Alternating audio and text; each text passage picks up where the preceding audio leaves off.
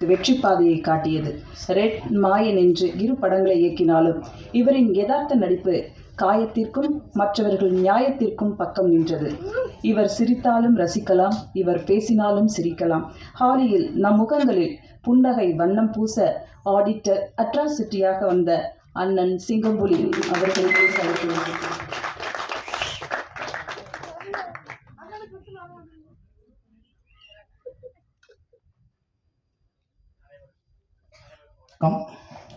அனைவருக்கும் வணக்கம். நல்லா இருக்கீங்களா? C5 செருப்புகள் ஜாக்கிரதை. ஸோ C5ல் ஐலிக்கு அப்புறம் நான் இது பண்ணுறேன். பட்டு இதில் பெரிய ஒரு ஆப்பர்ச்சுனிட்டி. இந்த ஆப்பர்ச்சுனிட்டியை கொடுத்த C5 கௌசிக் சாருக்கு என்னோட மனமார்ந்த நன்றியை தெரிவித்துக் கொள்கிறேன்.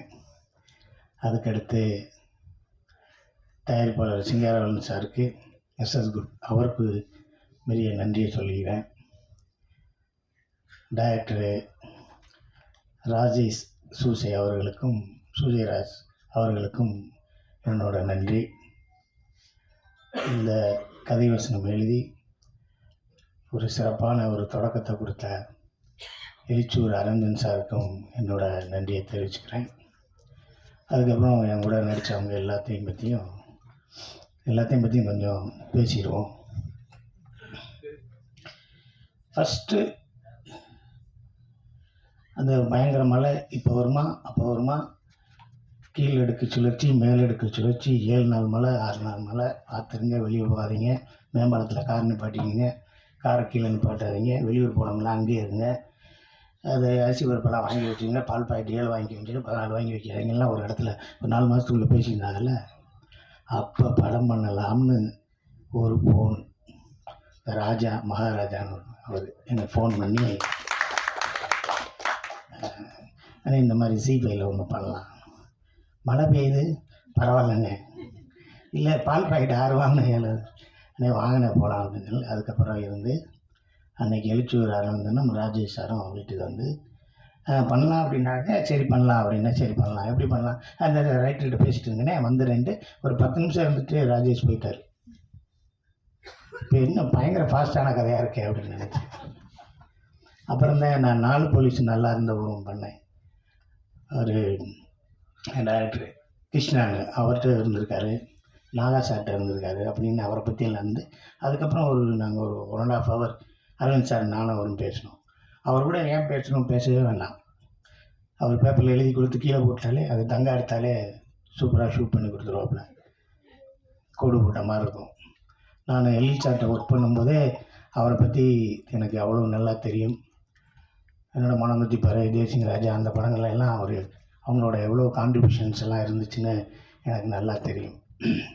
பேசியிலே அவ்வளோ சிறப்பாக காமெடியாக பேசிகிட்டு இருப்பார். இன்னும் எவ்வளோ கதைகள் வச்சுருக்காருன்னே தெரியல. அந்த ஒரு ஏரியாவில் ஒரு கதை இருக்குது, இந்த ஒரு ஏரியாவில் இருக்குது, அப்படி இருக்குது இப்படி இருக்குது அப்படின்னு சொல்லிக்கிட்டே இருப்பார். ஸோ அவரோட திறமைக்கு இன்னும் பெரிய உயரத்தை அவர் தொடணும் அப்படின்னு நான் வேண்டிக்கிறேன். அப்புறம் ஃபஸ்ட்டு இந்த நம்ம தயாரிப்பாளர் SS குரூப் சிங்காரவேலன் சாருக்கு இன்னும் கொஞ்சம் சரியாக பேச தெரியல.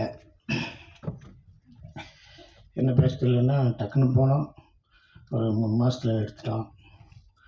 அப்படி ஒன்றும் சிரமம் இல்லாமல் எல்லாம் சப்போர்ட் பண்ணாங்க. அப்படி பேசக்கூடாது சார், நாங்கள் இந்த கதையை சிங்கப்பூரில் இருக்கையில் கொஞ்சம் டிசைட் பண்ணோம். அப்புறம் இங்கே அப்புறம் எல்லா ஆர்டிஸ்ட்டையும் நாங்கள் ஃபார்ம் பண்ணோம்லேயும் எங்களுக்கு 7 மாதம் ஆயிடுச்சு. அதுக்கப்புறம் ஷூட்டிங் நாங்கள் ரெடி பண்ண இடத்துலலாம் 16 கேரவன் அப்படியெல்லாம் நிற்கிறதுக்கு இடமே இல்லை. ஹீரோயினுக்கெல்லாம் மேக்கப் போட்டு வரையில் 3.5 மணி நேரம் ஆகும் சார். மதியானம் 2 ஷாட்டு தான் எடுக்க முடியும். அதுக்கப்புறம் நாங்கள் செலக்ட் பண்ண கேமரா பாம்பேயில் இருக்குது சார். அதை 3 பேட்டா கொடுத்து இங்கே வரையில் எங்களுக்கு 6 பேட்டா கொடுத்தா சார் ஒரு ஷாட்டை எடுக்க முடியும். அப்படி பேசினா தான் இன்னும் கொஞ்சம் நல்லா இருக்கும். கூப்பிட்டோடனே காலையில் 7:30 மணிக்கு பொங்கலை தின்ட்டு உட்காந்துருப்பாங்க சார், அப்படிலாம் சொல்லிடாது. அது கொஞ்சம் நல்லாயிருக்கு. இல்லை நம்ம சொன்னால் எப்படி வேல்யூ ஏறும்னு என்கிட்ட வேணால் சொல்லுங்கள், முதல் நாளே ஒரு ரெக்கார்டை போட்டு அனுப்பிச்சி விட்றேன் சார், பேசிக்கிட்டே இருங்க சார், ரொம்ப நல்லாயிருக்கும் அப்படின்னு. தங்கா கேமராமேனு நான் கருப்பன் படத்தில் பண்ணும்போதும் நாடு பண்ணும்போதும் கேமராமேன் சக்தி சாரோட அசிஸ்டண்ட்டு.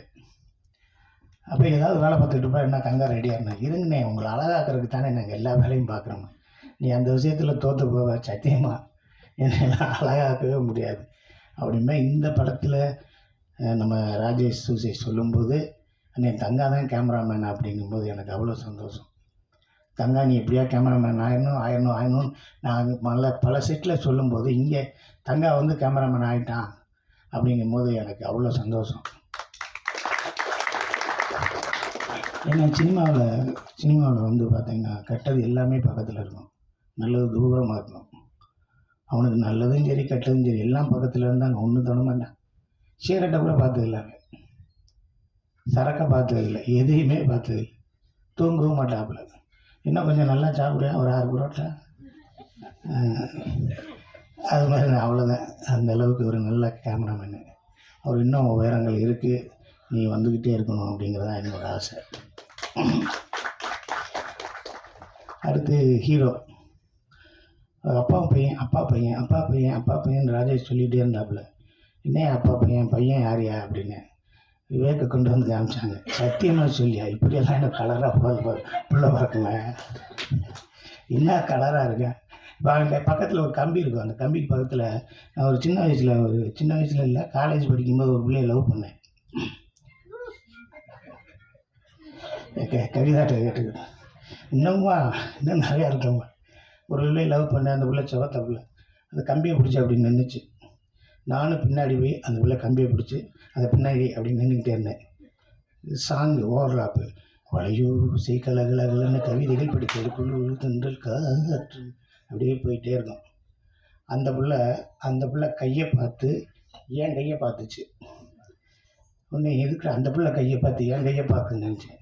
அந்த பிள்ளை கை சக்கச்சவே இருந்துச்சு, என் கை கண்ணங்கரையே இருந்துச்சு. அப்போ கையை விட்டுட்டு பேக்கு சீட்டு வழியாக ஏறி இறங்கி ஓடன வேண்டாம் நான். புரியுதுங்களா அவங்களுக்கு?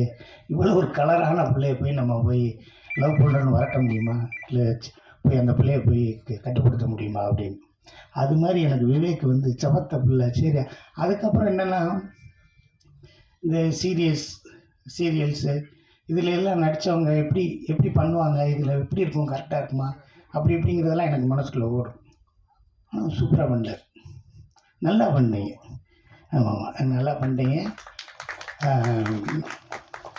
ஒரு நாள் சொன்னார், சொல்லும்போது இல்லை உண்மையிலே நான் அப்பா பிள்ளை அந்த பாண்டிங் நல்லா இருக்குது, சூப்பராக இருக்குது, எனக்கே ரொம்ப ஹாப்பி அப்படின்னு அன்றைக்கி நைட் சொன்னார். மறுநாள் காலையில் கேட்டேன், நீங்கள் சொன்னது இன்னொரு தடவை சொல்லுங்கன்னு.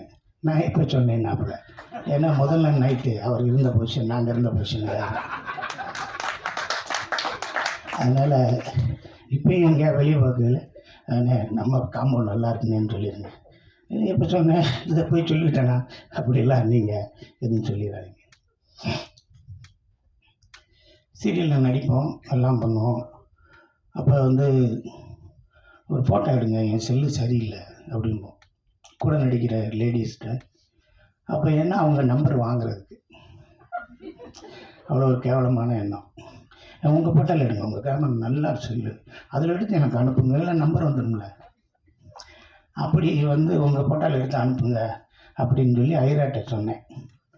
ஐராவும் எடுத்து அனுப்பிச்சிருச்சு.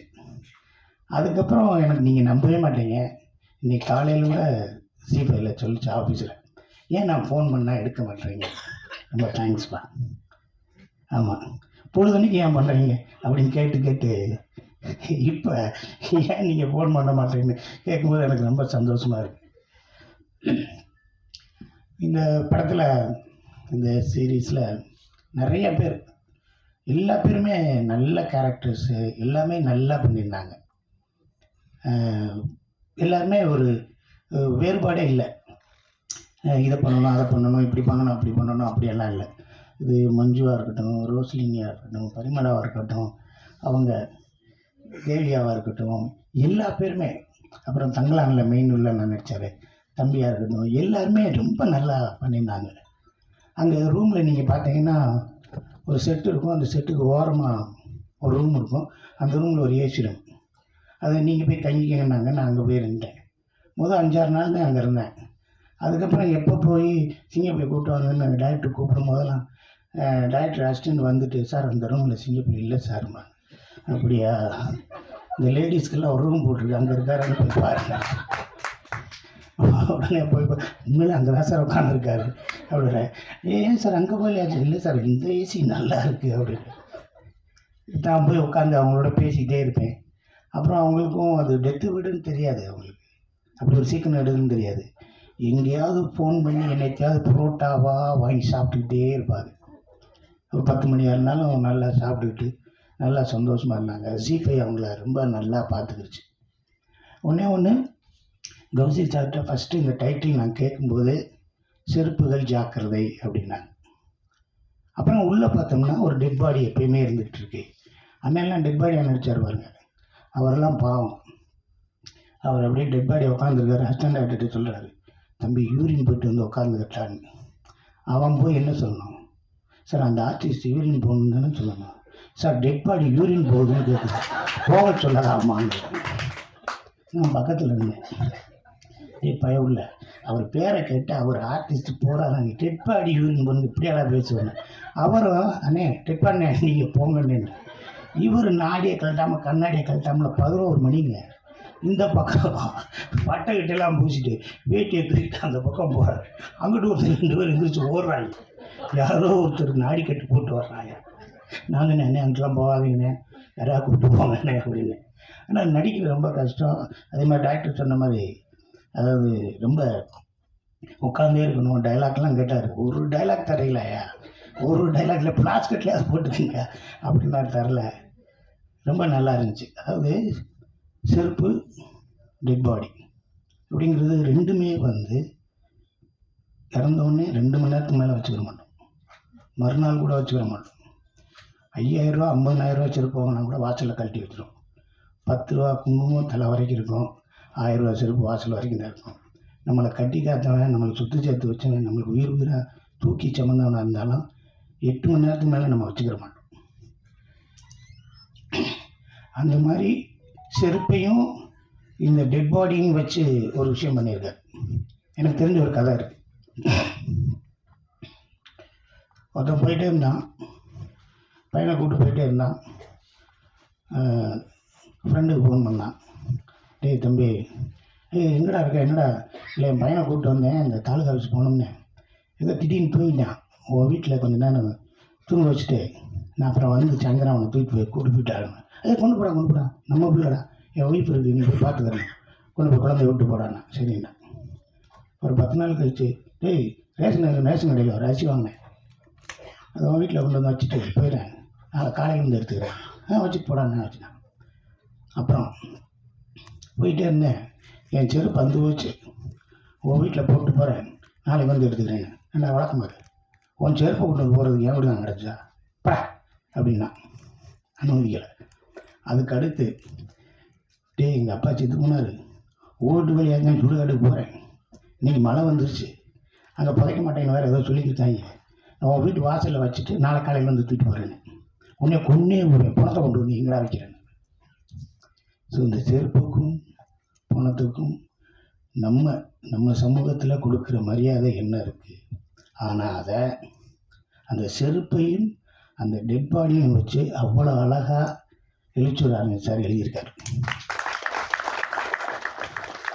அவ்வளவு காமிக்கலாக எழுதியிருக்காரு. அதை அவ்வளவு சுவையாக அருமையாக ராஜேஷ் சூசை எழுதியிருக்காரு. நம்ம ராஜேஷ் சூசைக்கு ஒரு ப்ளஸ் என்னென்னா, first Seruppugal Jakkirathai directed by G ஃபிலிமில் டைரக்டட் பை ராஜேஷ்னு நம்ம எம் ராஜேஷ் சாரை போட்டு விட்டாங்க. அப்பயே நினச்சேன், பெரிய வேலை தான் வந்திருக்கு அப்படின்னு. அதுக்கப்புறம் இப்போ தான் நம்ம ராஜேஷ் சூசையை போடுறாங்க. நல்லது உங்களுக்கு, அது சவால் மாதிரி ஒரு பேர் கிடைக்கிறதுக்கு ஒரு பெரிய விஷயம். ஓகேவா? ராஜேஷ் சாரே வருத்தப்படாத வாலிபர் சங்கத்திலேருந்து நாங்கள் பார்த்துட்டே இருக்கோம். அப்போ கூட இன்டர்வியூவில் கூட நாங்கள் கடவுள் இருக்காங்க குமார், அப்போ நாங்கள் பண்ணும்போது டைரக்டரா ரைட்டரா அப்படிங்கல இப்போ ஒரு செகண்ட் கூட ஃப்ராக்ஷன் ஆஃப் செகண்ட் கூட கேப்பே இல்லை, ரைட்டர் தான் எனக்கு பிடிக்கும் அப்படின்னு அப்படி சொன்னார். ஸோ அவர் அந்த அளவுக்கு அந்த ரைட்டிங்கை ரொம்ப நேசிக்கிறார். ஸோ இங்கே உட்காந்துருக்க எல்லாரும், இங்கே வேலை பார்த்த அனைவருக்கும் நன்றி நன்றி. ஜி5 கௌசிக் சார், சிங்கராமன் சாரில் அவங்களோட மிகப்பெரிய உழைப்பில் இந்த படம் வந்திருக்கு. எல்லோரும் ஒவ்வொருத்தரையும் 99 ரூபா கேட்கவே இல்லை. உங்கள் குடும்பத்துக்கு, உங்கள் குடும்பத்தில் இருக்க எல்லாருக்கும் சேர்த்து தான் 99 ரூபா ஆகுறாங்க. ரொம்ப கம்மி. கூட 200 போட்டு விட்டு அதை கொஞ்சம் பார்த்துருங்க. அதனால் சப்ஸ்கிரைப் பண்ணுங்கள், பாருங்கள், பெல் பட்டன் கூட இருந்தால் அமுக்குங்க. செருப்புகள் ஜாக்கிரதையை கொண்டாடுங்க. இங்கே இருக்க இந்த சின்ன டீம், இந்த டீம் பெரிய பிளாட்ஃபார்முக்கு இன்னும் மிகப்பெரிய உயரத்துக்கு வரணும். அதுக்கு உங்களோட எல்லா சப்போர்ட்டும் வேணும். நீங்கள் எங்களுக்கு சப்போர்ட் பண்ண போகிறீங்க, உங்களுக்கு யாராவது நாளைக்கு சப்போர்ட் பண்ண போகிறாங்க. அந்த பயத்திலேயாவது சப்போர்ட் பண்ணுங்கள்.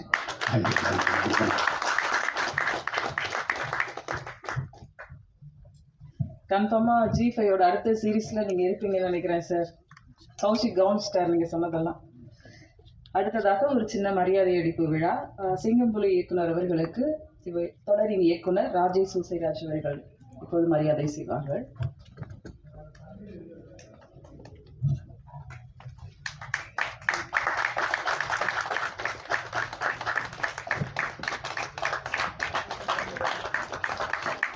சிறப்பு விருந்தினராக வந்திருக்கக்கூடிய ராஜேஷ் அவர்களுக்கு தயாரிப்பாளர் சிங்காரவேல் அவர்கள் மரியாதை செய்வார்கள்.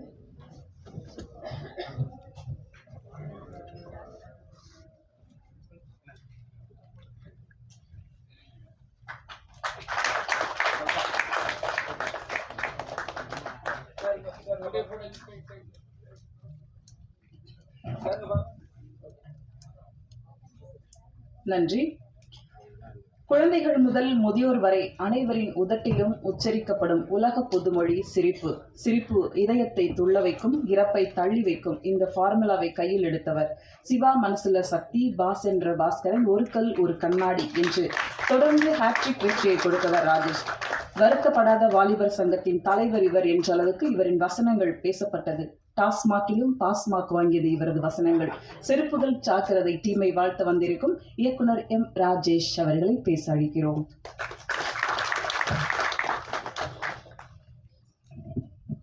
எல்லோருக்கும் வணக்கம். கொஞ்ச நாளாக மறந்துருந்தாங்க, திருப்பி ஞாபகப்படுத்தி விட்டீங்க டாஸ்மாக். ஸோ ரொம்ப சந்தோஷமாக இருக்குது. ரொம்ப ஒரு யங் டீம். செருப்புகள் ஜாக்கிரதை இந்த டைட்டிலே ஒரு கதை சொல்லுது. ஸோ அது எனக்கு ரொம்ப பிடிச்சது. ஆக்சுவலாக என்ன கதை இருக்கும், செருப்புகள் ஜாக்கிரதைன்னு ஒரு புது டேர்ம்ஸில் ஒரு டைட்டில் இருக்குது. இதுக்கு பின்னாடி என்ன கதை இருக்கும்னு ஒரு ஆர்வம் தூண்டுது. யார் டைட்டில் சொன்னாங்கன்னு தெரில, அரவிந்த் சாரா டைரக்டராக தெரில, இல்லை கௌஷிக் சார் சொன்னாரா தெரில. பட் ரொம்ப நல்லா இருக்குது, ஒரு பெரிய ஆர்வத்தை தூண்டுது இது. அப்புறம் வந்து சவுத் சீகட் இவர் கௌஷிக் சார் பேசும்போது சொன்னார், இந்த மாதிரி நாங்கள் வந்து ஒரு நிறைய பிளாட்ஃபார்மில் நிறைய பேட்டர்னில் வந்து இந்த மாதிரி கண்டென்ட்லாம் நாங்கள் ப்ரொவைட் பண்ணலான்னு இருக்கோம் ஜீல அப்படின்னு சொன்னார். அது வந்து ரொம்ப நல்ல விஷயம். ஆக்சுவலாக ஒரு மூவியை வந்து ஒரு சிக்ஸ் எபிசோட்ஸாக வந்து இது பண்ணலாம், யாரில் வியூ பண்ணலாம், அந்த மாதிரிலாம் சொன்னார். அது வந்து ரொம்ப நல்ல விஷயம். நிறைய யங்ஸ்டர்ஸுக்கு, நிறைய ரைட்டர்ஸ்க்கு, நிறைய டைரக்டர்ஸ்க்கு ஒரு பெரிய ஒரு வாய்ப்பு அது கொடுக்கும். ஸோ ஃபர்ஸ்ட் ஆஃப் ஆல் அவருக்கு நான் ஒரு பெரிய தேங்க்ஸ் சொல்லிக்கிறேன் அதுக்கு. Sir thank you so much sir. இன்னும் நிறைய யங்ஸ்டர்ஸ்க்கு ஒரு பெரிய ஒரு பிளாட்ஃபார்ம் அது வந்து ஆக்சுவலாக ஓப்பன் பண்ணி கொடுக்கும். அப்புறம் இந்த சீரீஸோட ப்ரொடியூசர் என்னோடய ஃப்ரெண்டு சிங்காரவேலன், என்னோட ரொம்ப க்ளோஸ் ஃப்ரெண்டு, ரொம்ப விஷனரி, அதே சமயம் ரொம்ப என்ன சொல்கிறது, ரொம்ப க்ரியேட்டிவான ஒரு ப்ரொடியூசர். நானும் அவரும் சேர்ந்து ஒர்க் பண்ணதில்லை, பட் நான் நிறைய பேசியிருக்கோம். எனக்கு ரொம்ப நல்ல ஃப்ரெண்டு. ஸோ அவர் வந்து அவ்வளோ பேஷனேட்டாக இந்த கண்டென்ட்டை வந்து அப்ரோச் பண்ணுற ஒரு ஆள். ஸோ கண்டிப்பாக அவரோட அந்த பேஷனேட் அப்ரோச் வந்து ஒரு பெரிய சக்ஸஸ் கொடுக்கும் அப்படின்னு நான் நம்புகிறேன். அதேமாதிரி இது ஒரு டீம் இருக்குது, இதில் எல்லாருமே ரொம்ப நல்லா வந்து என்ன சொல்கிறது, ரொம்ப பாசிட்டிவாக பேசினாங்க எல்லாருமே. அதுமாதிரி 5ஆம் வேதமில் விவேக் ரொம்ப நல்லா பண்ணியிருந்தீங்க wither. I really like your work. ரொம்ப நல்லா இருந்துச்சு. ஒவ்வொரு என்ன சொல்கிறது, சின்ன சின்ன எக்ஸ்பிரஷன்ஸ்லாம் கூட ரொம்ப நல்லா இருந்துச்சு. அந்த ஹியூமர் பார்ட் அழகாக நீங்கள் பேலன்ஸ் பண்ணியிருந்தீங்க, அது நல்லா இருந்துச்சு. அதே மாதிரி அண்ணன் சிங்கம்புலி அண்ணன், நான் வந்து சொன்ன மாதிரி கடவுள் இருக்கான் குமார்னு ஒரு படம் ஒர்க் பண்ணேன். ஒரு 20-25 நாள் சேர்ந்து ஒர்க் பண்ணோம். ரொம்ப ஜாலியாக எல்லாம் ஒர்க் பண்ணோம். அதுக்கப்புறம் ஃபோனில் பேசுவோம் அடிக்கடி. இப்போ தான் பார்த்தேன், இந்த மகாராஜா படத்துக்கு அப்புறம் இனி தான் பார்த்தேன். நான் பார்க்கும்போது ஒரு பயம் இருந்துச்சு எனக்கு. அண்ணன் பக்கத்தில் வந்து உட்காரும்போது ஒரு பயம் இருந்துச்சு. உண்மையிலேயே ஒரு மாதிரி பக்குன்னு இருந்துச்சு. வந்து கை கொடுத்து பேச ஆரம்பிச்சதுக்கப்புறம் தான் எனக்கு நம்ம அண்ணன் தான் அவர் அப்படின்ற மாதிரி ஒரு சின்ன ஒரு இது வந்துச்சு. இப்படி ஒரு இம்பேக்டை வந்து ஒரு படம் ஏற்படுத்திச்சு. ஒரு கேரக்டர் ஏற்படுத்திச்சு ஒரு ஆக்டர் ஏற்படுத்த முடியும் அப்படிங்கிறது ரொம்ப பெரிய விஷயம். ஏன்னா அது எல்லா ஆக்டர்ஸுக்கும் வந்து அமையாது. அப்படி ஒரு கேரக்டர் அமைஞ்சிருக்கு அண்ணனுக்கு. அண்ணன் அதை அவ்வளோ அழகாக பண்ணியிருந்தாரு. அவரோட லைஃப் டைமில் ஒரு பெரிய படமாக அது இருந்திருக்கு. அது அவ்வளோ அழகாக வந்து அவர் பெருந்தன்மையாக அதெல்லாம் இல்லை டைரக்டர் தான் சொல்லுவார். ஆனால் அது எனக்கு தெரியும் அதுக்கு பின்னாடி எவ்வளோ பெரிய ஒரு ஹார்ட் ஒர்க் இருக்குது அப்படின்ட்டு. ஸோ இந்த டீம் எல்லாருக்கும், இதில் நடித்த கேஸ்ட் அண்ட் க்ரூ எல்லாருக்கும் என்னோட பெஸ்ட் விஷஸ் நான் சொல்லிக்கிறேன். Thank you so much.